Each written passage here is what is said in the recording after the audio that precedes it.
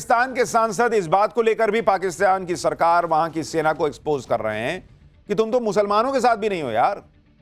Iran के मुसलमानों के खून से हाथ सने हैं अमेरिका के। वहां फिलिस्तीन में मुसलमानों के खून से हाथ सने हैं अमेरिका के, और तुम वहां ट्रंप को कह रहे हो कि इसको जो है peace prize, Nobel peace prize दे दीजिए। यही है पाकिस्तान की सच्चाई। और इधर चीन में बैठकर भारत ने रूस से बड़ी डील की। उधर भारत ने चीन को भी अच्छे से समझा दिया कि पाकिस्तान के चक्कर में ना पड़ो भाई।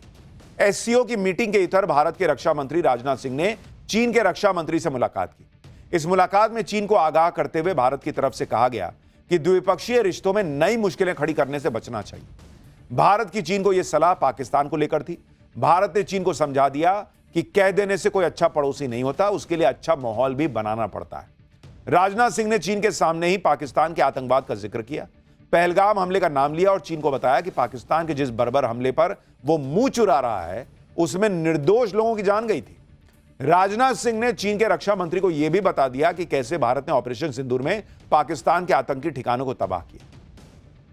यानी चीन के सामने ही भारत उसे पाकिस्तान की बर्बादी की कहानी सुना रहा था, और शायद चीन को थोड़ी अकल आए ये उम्मीद कर रहा था। भारत की तरफ से चीन को यह भी समझा दिया गया है कि इस सीमा विवाद में बेवजह न उलझे और ऐसे मसलों को तरीके से सुलझाए, और इसके लिए भारत की तरफ से स्टेप बाय स्टेप प्रक्रिया को अपनाने पर जोर दिया गया। पहले 2024 की डिसएंगेजमेंट प्रक्रिया का पूरी तरह से पालन किया जाना चाहिए। सीमा पर तनाव कम करने का प्रयास किया जाना चाहिए। फिर सीमा को निर्धारित करने के लिए बातचीत की जाए ताकि हमेशा के लिए बॉर्डर विवाद का निपटारा हो सके। राजनाथ सिंह ने कहा कि ग्राउंड पर एक्शन लेना होगा, जो अविश्वास पैदा हुआ है उसे कम करना होगा। भारत और चीन दोनों तरफ से एलएसी पर शांति बनाए रखने पर जोर दिया गया। चीन के रुख से यही लग रहा है कि ऑपरेशन सिंदूर में पाकिस्तान की धुलाई देखकर वो ये समझ गया है कि भारत से सीधे टक्कर लेने में फायदा नहीं है बॉस। मोदी ने चीन को टाइट तो किया ही, फिर ट्रंप का भी नंबर आया, जो भारत पाकिस्तान के मामले में बड़े उछल रहे थे। लेकिन पहली बात तो नरेंद्र मोदी ने ट्रंप के मुंह पर ही कह दी थी कि अपने काम से काम रखो, फोन पे बोला था। दूसरी बात यह है कि ट्रंप जिस तरह से अमेरिका का कबाड़ा करते जा रहे हैं उसमें उन्हें खुद को बचाने के लिए मोदी का ही सहारा लेना हो। आप देखिए कि ट्रंप की नीतियों से अमेरिका का क्या हाल हो गया है। अमेरिका की जीडीपी में इस साल जनवरी से मार्च तिमाही में 0.5% की गिरावट दर्ज हो गई है, जो 2022 के बाद सबसे बड़ी गिरावट है। जबकि अक्टूबर दिसंबर 2024 की तिमाही में अमेरिकी अर्थव्यवस्था 2.4% की दर से बढ़ रही थी। भाई ट्रंप के आने के बाद गिर गई अर्थव्यवस्था अमेरिका में। ट्रंप ने जनवरी में ही राष्ट्रपति पद की शपथ ली थी और आते ही पूरी दुनिया से टैरिफ वॉर छेड़ दिया, जिसमें अब अमेरिका खुद फंस गया है। ट्रंप के आने के बाद अनुमान था कि अमेरिका की अर्थव्यवस्था 0.2% तक गिरेगी, लेकिन यह तो 0.5% गिर गई भाई, जिसकी वजह ट्रंप की टैरिफ नीति को माना जा रहा है। एक्सपर्ट्स के मुताबिक अमेरिका की जीडीपी में गिरावट के पीछे सबसे बड़ा कारण इंपोर्ट में होने वाली भारी बढ़ोतरी है। एक्सपर्ट्स के मुताबिक ट्रंप के टैरिफ शुल्क बढ़ाने की आशंका के चलते अमेरिकी कंपनियों ने भारी मात्रा में विदेशी सामान ऑलरेडी खरीद लिया, और इससे अमेरिका की जीडीपी सिकुड़ गई। ट्रंप के फैलाए टैरिफ वाले रायते से अमेरिका की अर्थव्यवस्था को झटका लगा है। अब ट्रंप के सामने यह चैलेंज है कि भूल को सुधारे कैसे। शायद यही वजह है कि ट्रंप ने अचानक चीन से डील होने का ऐलान कर दिया, लेकिन क्या डील हुई इसकी डिटेल नहीं दी। उधर चीन ने इस पर कोई जानकारी नहीं दी है। चीन से डील के साथ ही ट्रंप ने यह भी ऐलान कर दिया कि वो भारत के साथ भी बहुत बड़ी डील करने वाले हैं। यानी ट्रंप को लग रहा है कि अमेरिकी अर्थव्यवस्था का जो हाल होता जा रहा है उसमें पहले से ही बोल दो कि मैं ये डील कर रहा हूं, वो डील कर रहा हूं, ताकि पब्लिक का गुस्सा ना झेलना पड़े। साथ ही उनको यह भी समझ में आ गया कि भारत के साथ डील किए बिना वो इससे निकल नहीं सकते। सुनिए एक बार। China yesterday, right? Just signed with China. We have everybody. We're not going to make deals with everybody. Some we're just going to send them a letter, say thank you very much. You're going to pay 25, 35, 45%.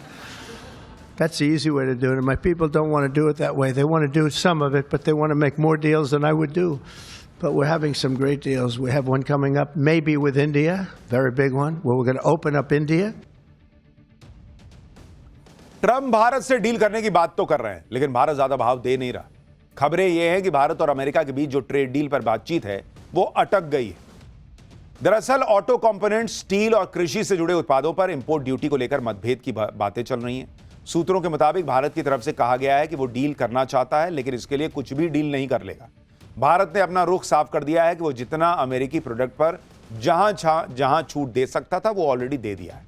अब फैसला US को करना है। अगर 9 जुलाई के बाद America reciprocal tariffs भी लगा देगा तो भारत को लग रहा है कि वो इसके इंपैक्ट को झेल लेगा। यानी भारत ने अमेरिका को समझा दिया है कि भारत के हितों से समझौता करके डील नहीं होगी। जितना हम कर सकते हैं कर दिया, चलता है तो बताओ, नहीं तो चलते बनो।